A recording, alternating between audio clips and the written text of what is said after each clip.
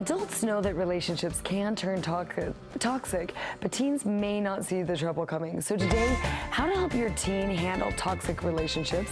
Jessie Funk is director of Ivy Girl Academy, and you have some pointers for moms and their teens. And one that's so interesting is something you're with teens all the time, talking to them, teaching them, and you talk about some toxic relationships you had in college. Yeah, one in particular. I had a bunch of toxic relationships, which is why I'm really passionate about this topic. But in college particularly, I dated this boy, and he was like so handsome, so adorable, so funny, so smart, just so many great things. Very romantic, very kind. Like, I thought I had hit the jackpot. Sounds like a dream. Really, like I thought, oh my gosh, like this is my knight in shining armor. Like, we're gonna live happily ever after. And so I was so excited about it. And only 4 months into our dating adventure, we went out to dinner one night, and I had just bought this awesome navy blue shirt with a boat scoop neck that showed off my best feature, my clavicles. I thought I looked adorable. Loving it. Yeah, and we go out to dinner, and he looks across the table at me and he says, "Hey, I don't think blue is your color." And he said it all snotty like that, and I was like, well, that's weird. Like, it was a weird moment, and I remember, and I was 17, so I was a little young for college, and I just didn't know. I had no idea about these red flags. But in the moment, I justified his behavior for him. I justified it. I said, oh, he's probably tired. He's probably stressed out. It's okay. So even in that moment, I didn't have the confidence to stand up for myself and say, I think I look great.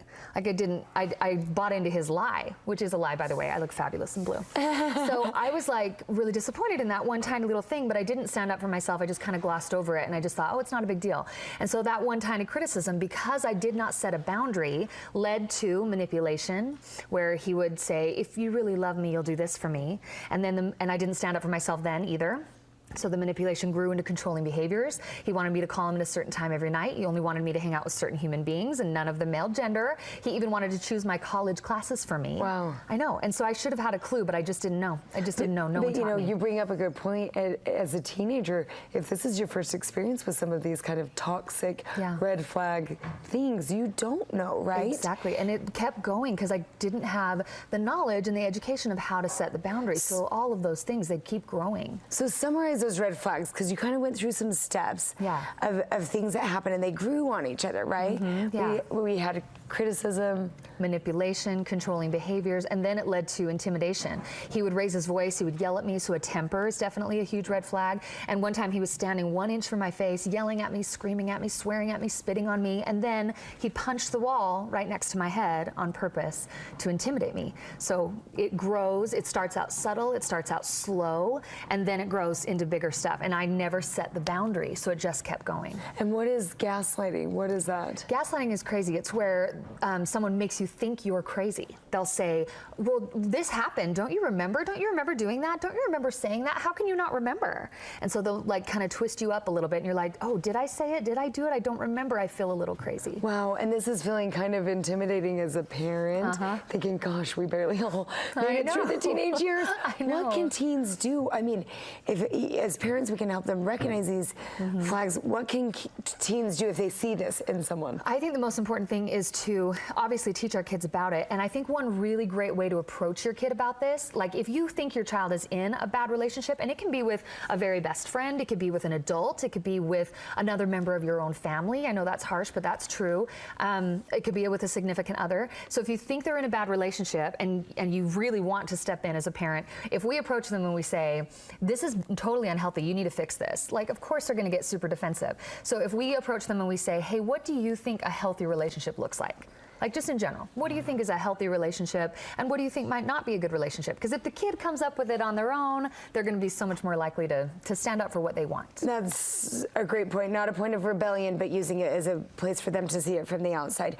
So is there a reason that teens don't recognize these things from the beginning, from the get-go in a relationship? Yeah, I think there's two things. I think we have this need to belong. We have a need to be accepted. So when someone accepts us and when we feel needed, I think that's a big one, especially with like a boy or a girl. Girls are just as capable of being toxic as boys.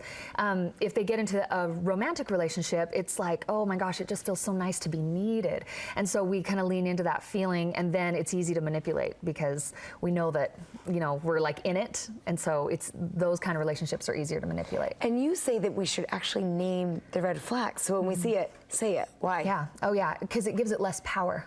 So if I'm being manipulated and someone is saying, if you're really my friend, you'll do this for me, or they say, oh, I just can't do this thing without you, and they act very helpless. I even wrote down some of the manipulation, because there's so many different types of manipulation, like kindness or service, and they'll just shower you with praise, shower you with gifts. There's, if they agree with everything, helplessness, like if they say, oh, I'm not capable of doing this, I'm not smart enough to do this without you. That's manipulative. Minimizing, saying, oh, you're taking it too seriously, you're so sensitive. Excuses or blaming others, saying, oh, my dad yelled at me this morning, that's why I'm irritable. Like blaming it on somebody else.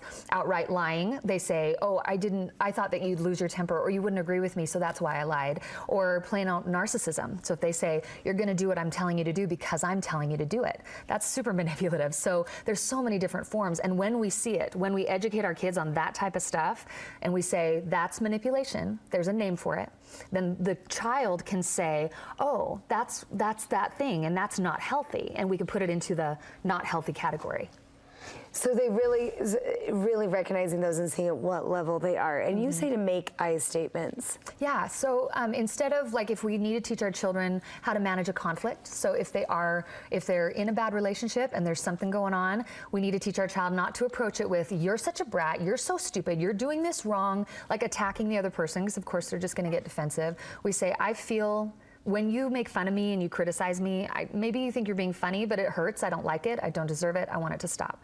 Or I feel when you say, if you're really my friend, you'll do this for me, that feels manipulative to me, I don't like it, I don't deserve it, I want it to stop. So setting the boundary using an I statement. Okay, so where can people find out more if they're worried about this? There's so much wonderful information. I would recommend for any parent, just type in different forms of red flags, different forms of manipulation. How do I teach my child how to be in healthy relationships? There's so much great information on Google. So I recommend to parents, educate yourself first, and then really try to teach your kid, but have these conversations constantly.